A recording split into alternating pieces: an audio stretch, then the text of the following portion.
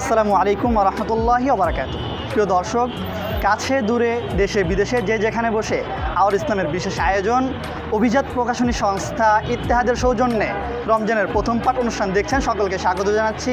আমি সাব্বির আহমদ। আমরা আছি রাজধানীর মালিবাগের চৌধুরীপাড়ার নূর মসজিদের সামনে। এখানে মুসল্লিদেরকে আমরা ইসলাম বিষয়ক রোজা বিষয়ে কিছু প্রশ্ন করব। সেই প্রশ্নের উত্তর তারা যদি দিতে পারেন তাহলে তাদের জন্য ইত্তেহাদের পক্ষ থেকে থাকবে আকর্ষণীয় একটি বই পুরস্কার। আমরা সরাসরি চলে যাচ্ছি আমাদের প্রথম প্রতিযোগীর কাছে। আসসালামু আলাইকুম ওয়া রাহমাতুল্লাহি ওয়া বারাকাতুহু। ওয়ালাইকুম আসসালাম ওয়া রাহমাতুল্লাহি ওয়া বারাকাতুহু। কেমন আছেন আপনি? আলহামদুলিল্লাহ ভালো। আপনি? আলহামদুলিল্লাহ, আমিও ভালো আছি। আপনার নামটা বলবেন? এমডি সাকিবুল হাসান। প্রিয় দর্শক, আমরা এমনি সাকিবুল হাসান ভাইয়ের কাছে চলে যাচ্ছি প্রথম প্রশ্ন নিয়ে। রোজা ফরজ, ওয়াজিব, সুন্নত নাকি নফল? ফরজ।